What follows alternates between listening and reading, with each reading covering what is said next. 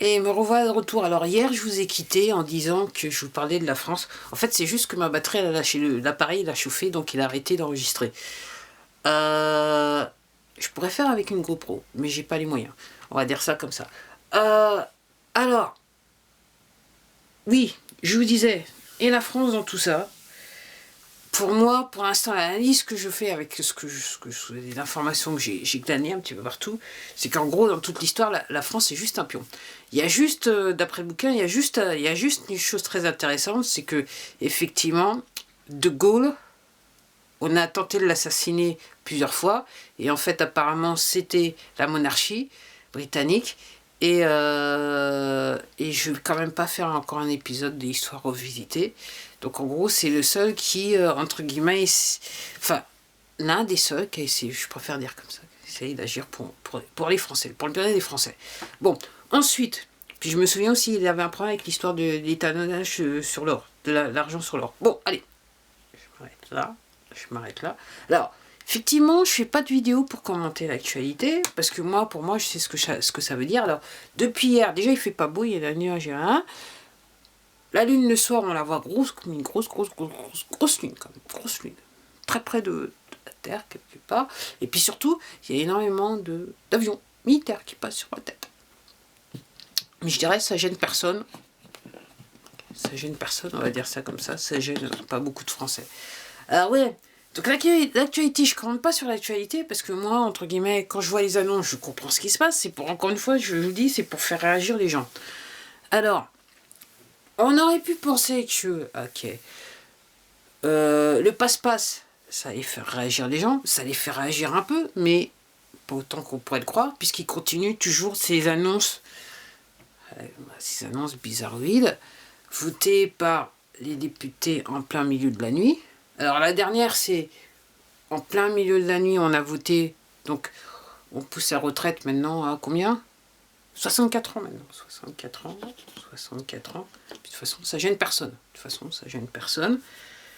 Okay. Et je peux pas m'empêcher qu'avec tout ça, de dire que il y a des gens qui, d'ici quelques mois, ils vont se cacher, quoi. Parce que je vois mal comment ça peut continuer comme ça. Alors effectivement, on aurait pu penser que les gens... Alors, je me souviens que la semaine dernière, j'avais vu un truc qui disait que à partir du 10 novembre, ça, on appelait les gens à bloquer le pays. Alors moi, je me lève le matin, d'abord, je vois si je me lève tôt. Là, maintenant, je me lève tôt parce que je fais moins de recherches, je suis tard dans la nuit. Okay. Je me contente de lire dans la journée.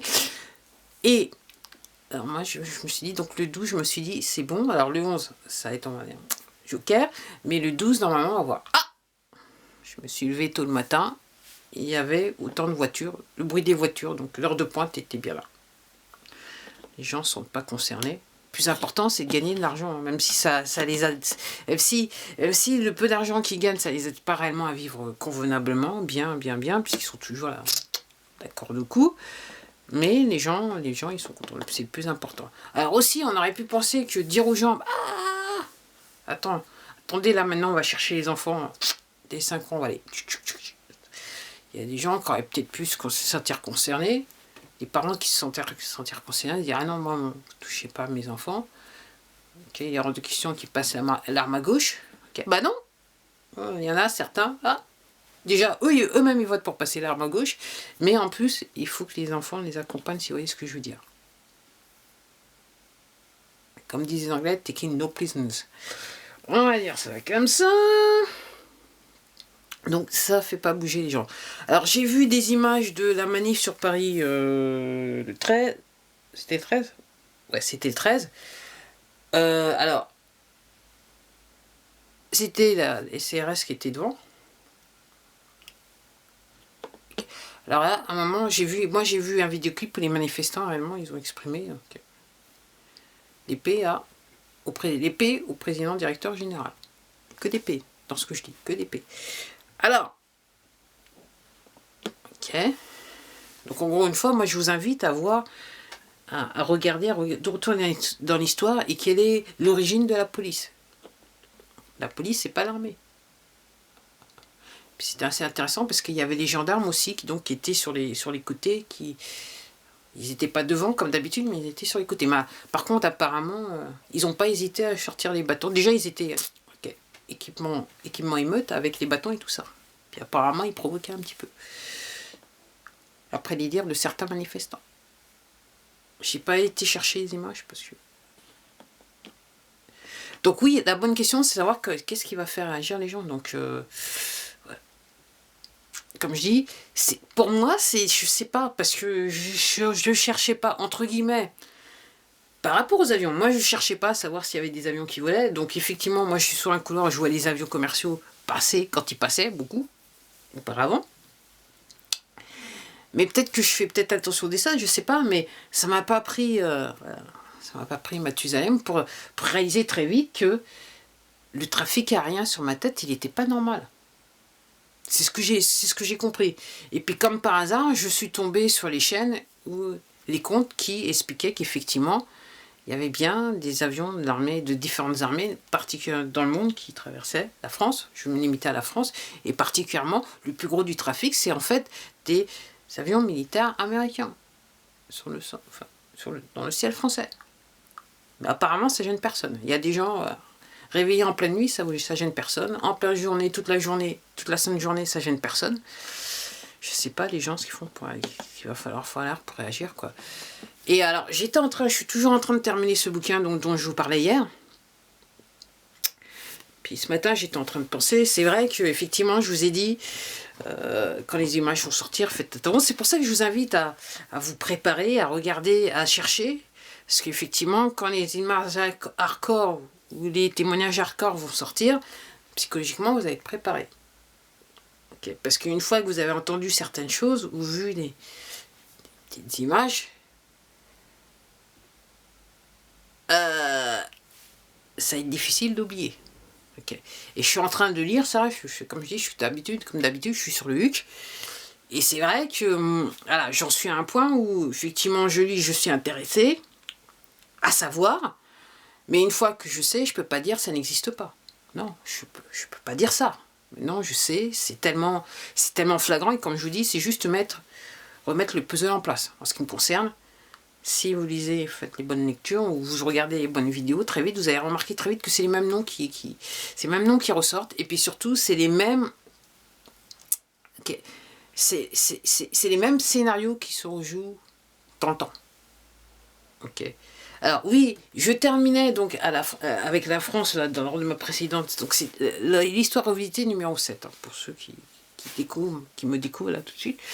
Donc aussi, je vous recommande la chaîne de Jean Robin, hein, sur cette plateforme, et puis il est aussi sur Rumble, parce que quand je vous disais effectivement, non, on est peut-être en France, hein, c'est pour moi la vision que je vois, on est juste des pions.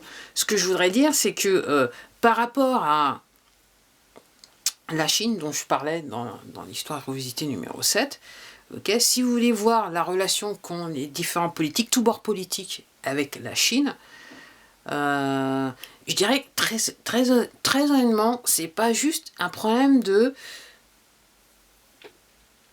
restauration chinoise, dans le sens j'aime bien les plats chinois, quelque part. Okay, c'est un petit peu plus profond quand même. Et donc si vous allez sur cette chaîne là, donc Jean Robin 1, vous allez découvrir en fait qui est en relation directe, entretient des relations directes avec le Parti communiste chinois. Alors, ça se passe en France, mais ça se passe dans d'autres pays, y compris les États-Unis, l'Angleterre. Et encore une fois, je rappelle que, entre guillemets, le Parti communiste chinois travaillait de pair jusqu'à très récemment avec la monarchie anglaise. Accessoirement aussi la monarchie hollandaise, qui n'est plus non plus. Normalement, tous les membres de cette monarchie ne sont plus. Ok ? Donc, je vous invite à aller sur cette chaîne pour comprendre un petit peu ce qui se passe. Et c'est bien réel, quoi. Et donc, et c'est pour ça que je vous dis, personnellement, voilà, des élections, déjà, c'est les mêmes têtes. Et puis après, moi, je savais pas, honnêtement, avant que je regarde la chaîne de Jean Robin, je ne savais pas, hein, je ne connaissais pas l'étendue de ces relations. Donc, c'est au-delà de la restauration chinoise. Enfin, c'est au-delà, ok ? Donc moi, je connaissais pas l'étendue, mais quand j'ai compris, je me suis renseignée, j'ai compris tout de suite qu'en fait, c'est même pas la peine de se déplacer aux urnes. Si, sur les bulletins, il y a les mêmes têtes. Il y a les mêmes têtes. Donc moi, je vois là, ils sont en train de nous prendre la tête pour un nouveau président directeur général en 2022, ce qui est entre guillemets l'échéance normale, mais moi je vois pas l'intérêt, parce que c'est toujours les mêmes têtes sur le même ticket, et il y a un problème avec ces personnes qui sont sur le ticket, quoi. On va dire ça comme ça, on va dire ça comme ça. Donc allez voir ce que dit Jean-Robert, hein, c'est réel, c'est pas juste la théorie du complot, c'est bien réel, et c'est ce qui fait fonctionner le monde.